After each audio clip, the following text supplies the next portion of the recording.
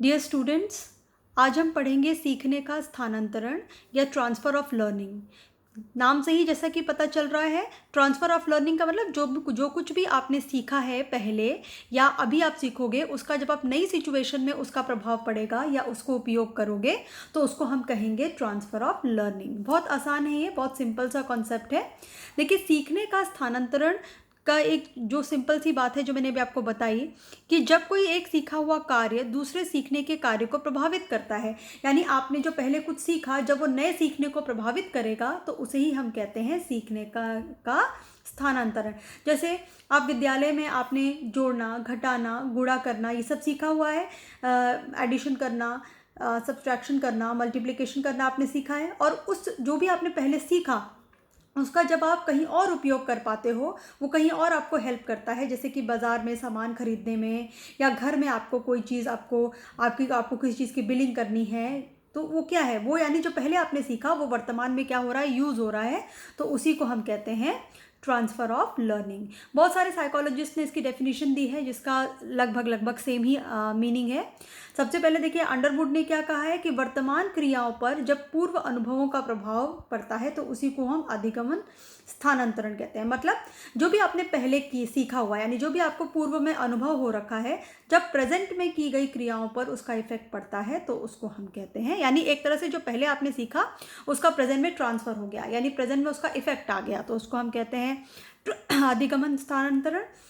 या crow and crow ने क्या कहा है, जब शिक्षण के एक क्षेत्र में प्राप्त विचार, अनुभव के कार्य की आदत, ज्ञान, निपुणता को दूसरी परिस्थिति में प्रयोग किया जाता है, तो वह शिक्षण स्थानांतरण कहलाता है। वही सारी चीज़ें कि जो भी आपने पहले विचार आपने सीखे थे, जो आपने पहले अनुभव किया था, वो सारे वो जो ज्ञान, जो निपुणता आपने पहले हासिल की है, उसको जब आप दूसरी परिस्थिति में या नई परिस्थिति में जब उसका एक तरह से प्रभाव पड़ता है या उसका उपयोग होता है, तो उसी को हम कहते हैं transfer of learning.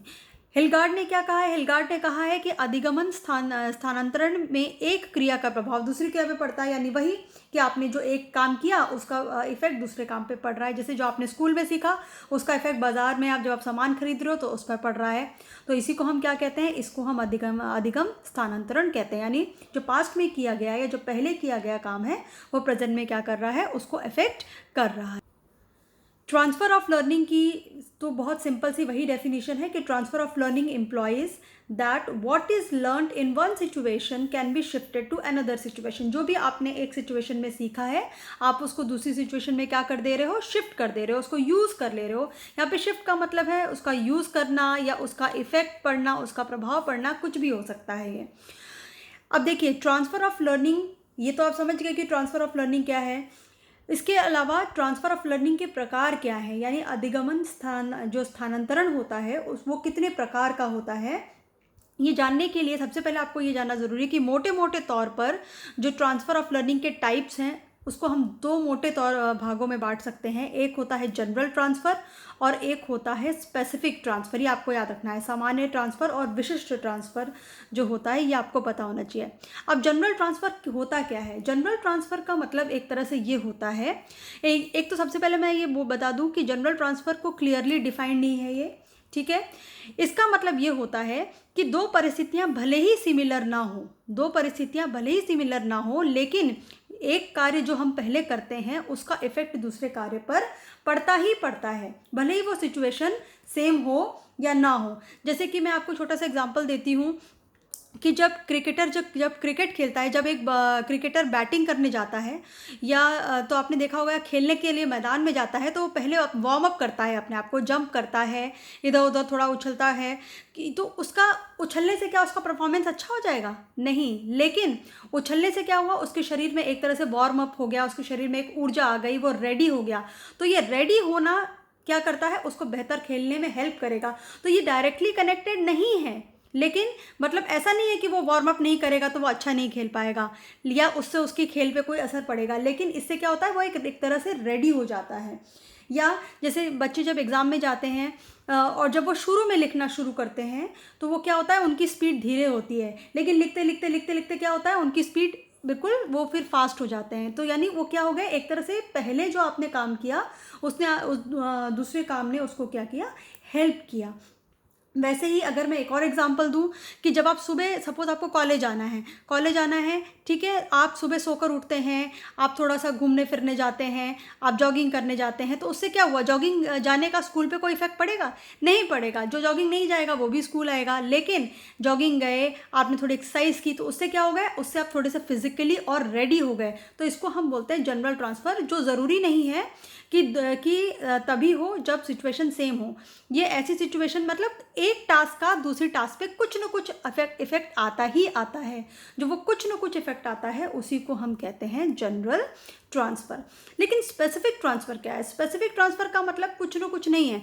Specific transfer का मतलब है एक तरह से स्टिमुलस रिस्पॉन्स सीरीज।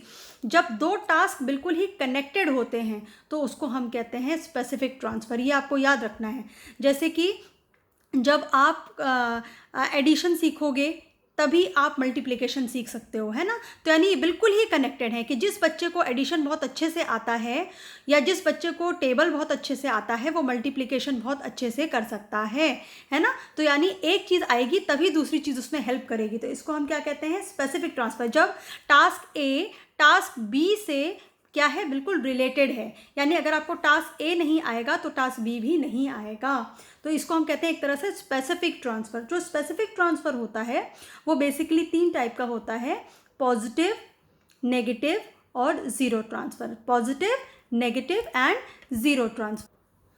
अब पॉजिटिव ट्रांसफ़र होता क्या है? पॉजिटिव ट्रांसफ़र का यहाँ पे मतलब ये है कि जब पूर्व ज्ञान, अनुभव या प्रशिक्षण नए प्रकार के सीखने में सहायता देता है तो उसे सकारात्मक स्थानांतरण कहते हैं।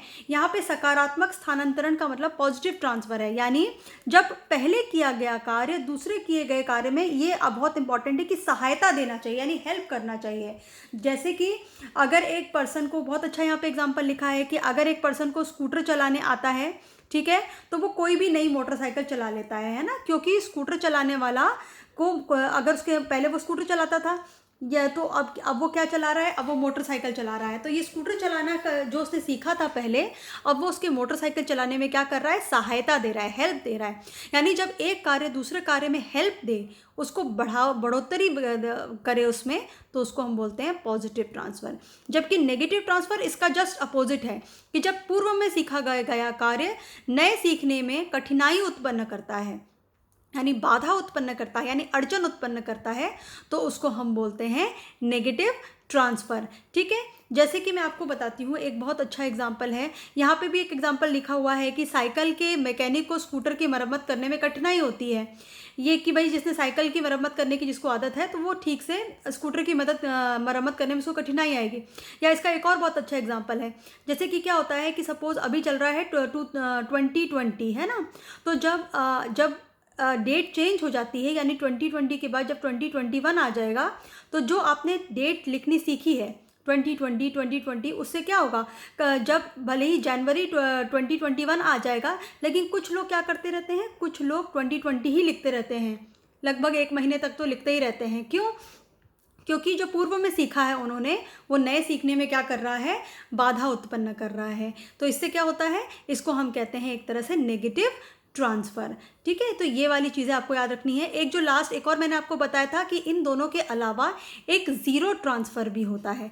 ज़ीरो ट्रांसफ़र का मतलब ये होता है कि जब एक कार्य का दूसरे कार्य पे कोई इफ़ेक्ट नहीं पड़ता, यानी कोई इफ़ेक्ट नहीं पड़ता, जब एक कार्य का दूसरे कार्य पे कोई इफ़ेक्ट नहीं पड़ता है तो उसको हम कहते हैं ज़ीरो ट्रांसफ़र। जैसे कि एक बच्चा है, वो पियानो सीख रहा है, ठीक है, वो पियानो सीख रहा है, पियानो चलाना सीख रहा है, और फिर वो क्रिकेट खेलने भी जा रहा है। तो पियानो चलाने का सीखने का क्रिकेट खेलने पे कोई इफ़ेक्ट नहीं पड़ेगा। हालांकि मैं आपको बता दूं कि ज़ीरो ट्रांसफ़र कुछ होता ही नहीं है, क्योंकि जब हमने जनरल ट्रांसफ़र पढ़ा था तो मैंने आपको बताया था कि एक टास्क दूसरे टास्क में कुछ ना कुछ तो असर दिखाता ही है, कुछ ना कुछ तो मतलब चाहे वो रिलेटेड ना भी हो, लेकिन वो कुछ ना कुछ तो इफ़ेक्ट कहीं ना कहीं से घुमा फिरा के दिखाएगा। लेकिन फिर भी जब इफ़ेक्ट न के बराबर होता है एक टास्क का दूसरे टास्क पर, तो हम उसको कहते हैं ज़ीरो ट्रांसफ़र।